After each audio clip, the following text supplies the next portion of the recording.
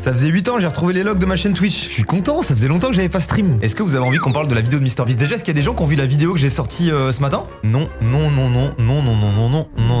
Super les gars. Bah écoutez, pour résumer un petit peu ce qui s'est passé, j'ai dû être contacté mi-mai, je crois, ou fin mai, je sais plus, pour participer à une vidéo de MrBeast. Ça s'est passé tel que je l'ai raconté dans la vidéo, à savoir, je me réveille un matin et je vois en notif MrBeast vous suit et qui, comme quoi il m'a mentionné. Je suis en panique, c'est sur le moment, je suis en mode qu'est-ce qui se passe? Et donc de là, je le follow, je le DM, j'envoie juste un hey what's up et il me dit hey, je tourne la plus grosse vidéo de ma chaîne le 3 et 4 juin. T'es chaud de venir? J'ai dit bah ok, bah c'est quoi le concept, tu vois? Et de là, il me fait un vocal dans lequel il me dit je prépare une vidéo. Alors moi, au moment où il me fait le vocal, il sait pas encore ce que c'est, ça c'est fou d'ailleurs. En gros, il sait juste qu'il veut réunir 50 youtubeurs. Au début, je sais pas si vous avez vu sa vidéo où il fait venir des personnes âgées de 1 à 100 ans dans différents cubes. Dans son vocal, il me dit en gros qu'il sait pas si on va être chacun dans un cube différent ou si on va tous être dans un même cube. Il me dit juste qu'il y a Logan Paul et KSA, iShowSpeed. Et après, il me dit et d'autres influenceurs du monde entier. Je reçois ce vocal et je suis en mode what the fuck? En vrai, quelle est cette probabilité, tu vois? Du coup, premier truc qui me traverse l'esprit, c'est attends, est-ce que je suis le seul français convié, tu vois? Donc bref, je lui dis je suis chaud, sur les dates, j'ai rien de prévu, allons-y, comment ça se passe pour la suite? Et très vite, je reçois un message de Maxime qui me dit t'as été contacté pour la même chose? Et là, on est en mode ouais. Et du coup, on commence un petit peu à discuter, tout ça. Et au début, je pensais qu'il allait avoir que Amixem et moi. Et c'est que plus tard où Amine, il a lâché comme ça en live. Ça me fait rire parce qu'il était à la Kings League, donc même pas en France. Et au milieu d'un live, il fait les gars, là, je vais m'absenter parce que je vais tourner une vidéo avec MrBeast. À peu près comme ça, il le fait. Et du coup, c'est comme ça que j'ai appris qu'Amine était dans la vidéo. Donc du coup, après, on échange un peu et tout, c'était marrant. On faisait plein de suppositions au début, parce qu'on avait eu des échos aussi en interne par rapport au concept. En fait, on n'avait pas vraiment le concept de la vidéo. On savait juste globalement que ça allait, il y avait une histoire de cube et qu'on allait être en confrontation les uns avec les autres. Il y avait aussi une possibilité que ce soit une sorte de Jeux Olympiques de youtubeurs un peu. Ça me hypait trop. En fait, tout me hypait. Moi, je voulais des épreuves sportives de fou, tu vois. Et j'étais en mode oh yes, j'avais trop envie de prouver. Mais au final, non, c'était pas du tout des épreuves sportives, c'était plus des épreuves d'adresse et de brain en vrai. Je me suis fait éliminer très tôt. Ah, j'étais dégoûté les gars. Bon, pour tous ceux qui n'ont pas vu la vidéo, je vous invite à aller la voir en vrai, mais pour vous spoil, je me suis fait éliminer sur le jeu Squid Game avec les cookies de merde là, où t'as une chance sur 4 d'avoir le bon truc ou une chance sur 4 d'avoir le pire. Et ouais, Amine, putain, Amine dans la vidéo, c'est fou hein. Amine.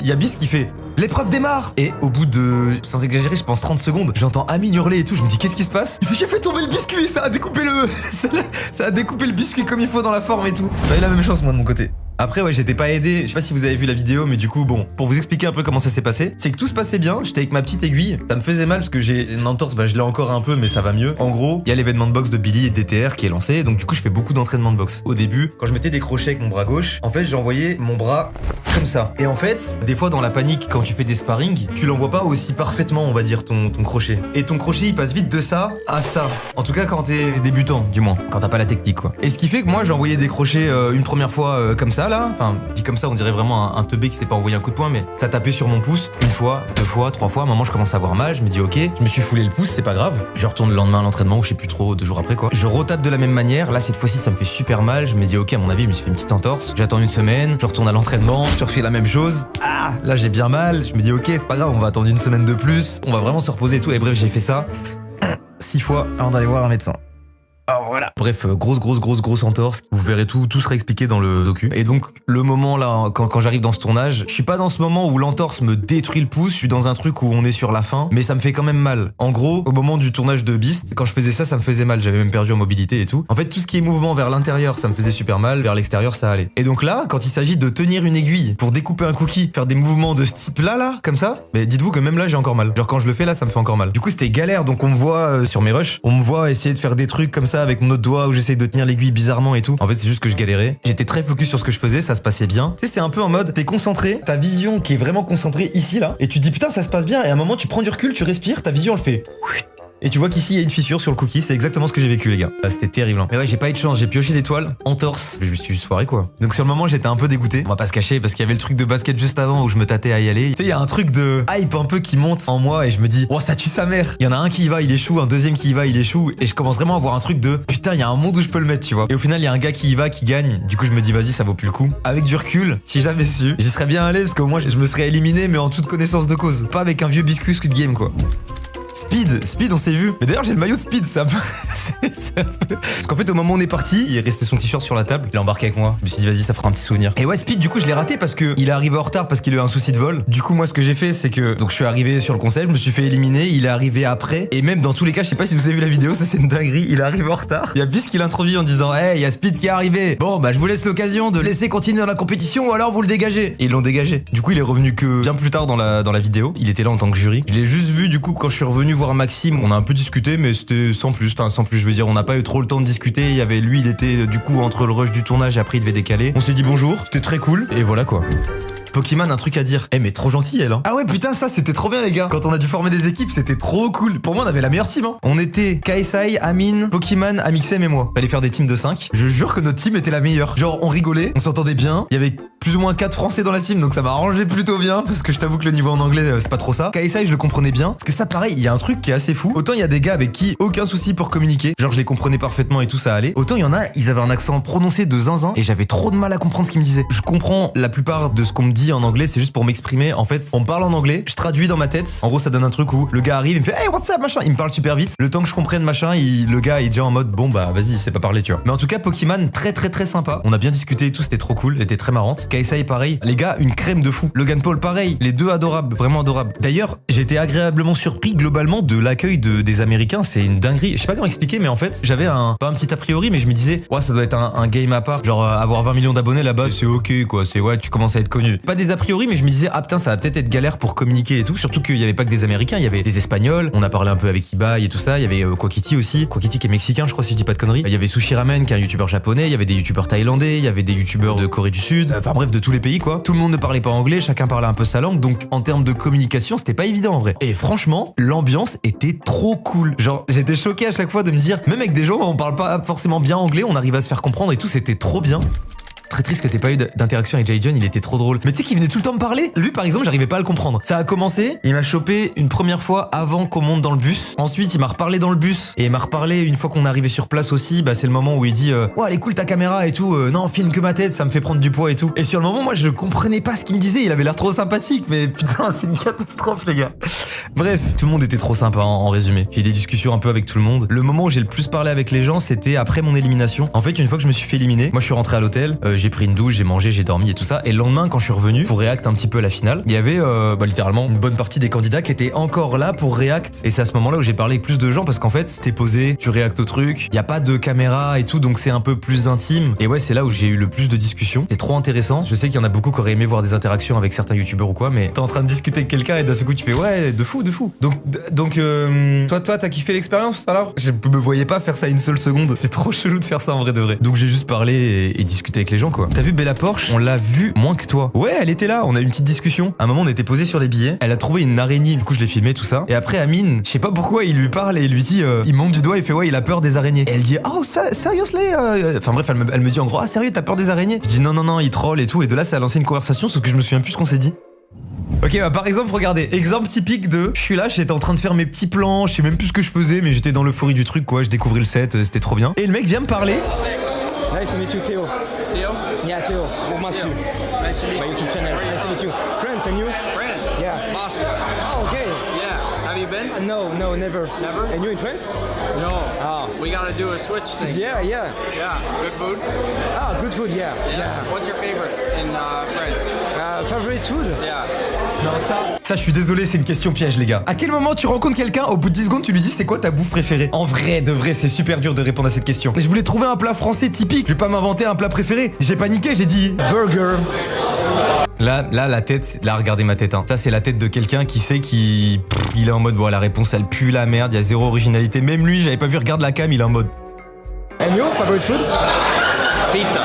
Okay. Et là, je suis en mode. Attends, en fait, c'est la conversation de PNJ par excellence. Je me suis dit, il va me sortir un truc de zinzin de l'espace pour me poser cette question. Il répond pizza. Genre, il manquait un troisième gars qui arrivait et qui disait des pâtes. Et on avait le trio des gens les plus neutres, plats, inexistants possible. On en est à ce stade de la conversation. Regardez la suite. Pizza's pretty good. Yeah. Right? Okay. Great to meet you. Yeah. See you. Aucune complicité. C'est une dinguerie. C'est une dinguerie. Je vous jure que, sincèrement, hein, Quand il est parti, ma température corporelle, je pense, elle est passée à 39 degrés. Non, vraiment sans exagérer. J'étais trop mal à l'aise de l'interaction que j'avais eu avec lui. Je me suis dit, lui, c'est sûr, plus jamais il vient m'adresser la parole de tout le séjour. Et en fait, il est revenu, après, trop sympa. Et là, ça s'est débloqué. Mais il y avait pas la caméra, putain, ça me rend fou. C'est trop dur. Ah oui, putain, un sujet que je voulais aborder aussi. C'est vrai qu'on ne voit pas beaucoup. J'ai vu des gens un peu râler et dire, ouais, on ne voit pas beaucoup les Français sur la vidéo, c'est dégueulasse, un peu les Américains, la façon dont ils se comportent avec les Français. En vrai, faut prendre du recul. Déjà, je pense pas qu'on nous ait cut volontairement, mais regardez ce plan-là. Il y en a vraiment pas beaucoup qui sont apparus à la caméra, en vrai de vrai. Hein. Genre, typiquement, eBay, qui est quand même le big boss espagnol, on l'a pas vu par exemple. C'est 50 personnes qui se connaissent pas, qui parlent pas la même langue, qui se retrouvent dans un cube. Forcément, c'est compliqué déjà d'avoir des conversations vraiment construites, on va dire. L'important, c'est surtout, on a kiffé notre expérience, c'était hyper enrichissant, on a noué des contacts, et surtout, on a pu filmer. Moi, je trouve ça, c'est un point quand même qui est assez fou. On a pu filmer, faire des vlogs, même pendant le concept de la vidéo. Non, franchement, ils ont été cool. Ils ont été royaux. Et surtout, pour avoir fait des vidéos 48 heures, où il y a plusieurs caméras qui tournent en même temps en continu pendant 48 heures, les gars, je vous jure que le montage, c'est un enfer. Tu peux pas condenser 48 heures de tournage en 40 minutes comme il l'a fait sans forcément enlever 90% de ce que t'as filmé, quoi. Les billets, c'était des vrais. Ouais. C'était des vrais, ça m'a choqué. Et je me suis posé la question du coup de est-ce que là c'est des vrais uniquement parce que c'est un peu une vidéo exceptionnelle où il y a 50 youtubeurs, ou est-ce que c'est le cas dans toutes les vidéos? Parce que du coup quand tu prends du recul, il y avait des billets partout par terre, tout le monde marchait dessus et tout, tu sais, j'étais en mode what the fuck, c'est une dinguerie, genre tellement pas pareil que chez nous. Non, ça va, en vrai je suis plus dans un truc, mais justement j'étais trop content. Franchement les gars, j'ai été trop content de l'expérience. Parce que c'était hyper enrichissant pour moi de voir le premier youtubeur au monde, en gros voir comment il se développe, même en interne. Ça c'est des trucs qui vont pas trop vous parler, mais moi là ça y est, je commence pour la première fois, je suis très en retard hein, par rapport à tous mes potes youtubeurs et tout. Je commence seulement à recruter des gens et à former une petite équipe, ça y est là. Je trouvais ça très intéressant de voir comment lui s'était entouré et comment il avait construit un peu son propre truc. Par exemple, il y a un truc qui est très marrant. En France, la plupart des youtubeurs, ils cherchent à se regrouper sur Paris parce que tous les youtubeurs sont sur Paris. Et MrBeast, il est né à Greenville et il a pris tous ses locaux à Greenville alors que tous les youtubeurs ou la plupart des youtubeurs sont à Los Angeles. Donc lui, il a la contre-pied, il s'est dit bah non, moi je vais rester là où je suis parce que je suis bien, je suis avec mes potes, nique sa mère, je fais mon truc et il est devenu numéro 1 comme ça. Je trouve ça fou en vrai. Et à côté de ça, ouais, c'était trop intéressant pour moi de voir les dessous de tout ça, de pouvoir poser des questions un peu à tout le monde et tout, voir comment ça se passe en termes de prod, parce que nous on fait aussi des grosses productions à l'échelle française quand on fait des vidéos type 48 heures en enfer, ce genre de trucs. Et voir ce genre de prod qui est quand même à un autre niveau, c'est trop intéressant. Et ça a créé des connexions sympas aussi. Comme je vous ai dit, là j'ai pu recevoir un colis Prime. Je discute encore avec certains youtubeurs avec qui j'ai parlé du fait que j'allais faire un combat de boxe. Du coup ils se sont en mode oh no way et tout. Et du coup ils m'envoient de la force pour le combat. Enfin c'est trop sympa en vrai. Qu'est-ce qu'il y a eu d'autre après? Attendez, je reprends un petit peu le vlog. Le truc des trophées YouTube aussi. Dingo en vrai quand même. C'est fou ça, de refaire nos trophées. Et ça, j'avais lu un truc comme ça dans le contrat, mais j'arrivais pas à comprendre ce que ça voulait dire. Parce que bon, du coup, forcément, on a signé des contrats. Et il y avait un truc qui parlait de trophées YouTube. Je comprenais pas. J'étais en mode bon, vas-y, tranquille quoi. Et en fait, ouais, c'était une sorte, je pense, d'autorisation pour dire vous êtes ok pour qu'on refasse votre trophée YouTube. C'est fou ça, hein. C'est pas moi qui ai ramené mon trophée, c'est genre MrBeast qui a appelé YouTube et qui a dit il nous faut tous les trophées des créateurs. Et ils ont fait tous les trophées. Un peu dingo, hein. Amine, c'était comment? Bah Amine, il a trop kiffé aussi, je crois qu'il a dit que c'était carrément le meilleur tournage. Mais en fait, l'accueil était trop bien, tu pouvais pas ne pas aimer en vrai.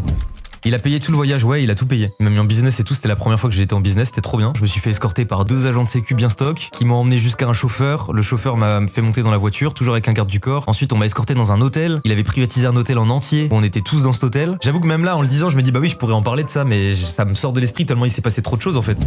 T'as parlé à MrBeast? Ouais. Il y a eu quelques plans de filmés, mais surtout en off. Il m'a proposé de faire une partie d'échecs. Malheureusement, je ne joue pas aux échecs. Et ouais, on a pas mal discuté. Très cool, très accessible, très humain ce mec. Malgré son emploi du temps de ministre, quoi. Il peut prendre le temps et très sympa, ouais. Tu sais, ça aurait pu être un truc où on me dit désolé, il a pas le temps de te parler et tout. Et en fait, il venait, il se posait, il discutait. Il aurait pu juste venir faire son tournage et se casser, tu vois. Est-ce que ce que t'as vécu t'incite à vouloir produire des trucs de plus en plus fous? Un peu, hein. J'ai pas envie de tomber dans un truc où je fais que des vidéos comme ça, mais ça a stimulé un truc chez moi qui avait pas été stimulé depuis un long moment. Après, j'ai l'impression qu'en France, on a un peu un plafond de verre qui fait qu'on pourra jamais faire ce genre de prod dans tous les cas. Mais tu vois, par exemple, cette vidéo-là, le fait de rester enfermé dans un cube comme ça et d'attendre, parce que globalement, c'était ça le concept, c'était t'attendre dans un cube, ça me faisait vachement penser à 48 heures en enfer. Juste que nous, il y a beaucoup plus de happening sur les 48 heures. On est 4, on n'est pas 50, et c'est dans un gymnase, pas dans un cube qui a été monté de toutes pièces, tu vois.